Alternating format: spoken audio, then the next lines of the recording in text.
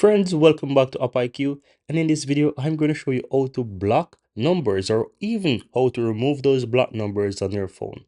So if someone is currently annoying you and you can't stand this person anymore and they keep ringing your phone, or it could be even a spam caller that calls your phone and you want to block that number. It could be some company trying to sell to you and they keep calling you, trying to sell you some products or service and you don't want to deal with this anymore.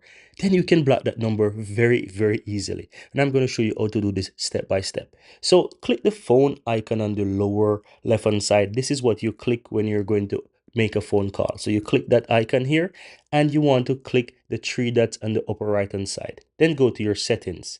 From here, you should have a bunch of features related to call, right? And one of them is block numbers. So if you tap on that, you will be able to add the numbers that you want to block. So if it's a recent number, you can tap recent and you can find all those recent numbers. Or if it comes by a text message, you can simply tap message and you can find those numbers from there as well. Or if it's just someone generally in your contacts that you want to block, you can simply tap contacts and it goes into your contacts as well and you can add those person.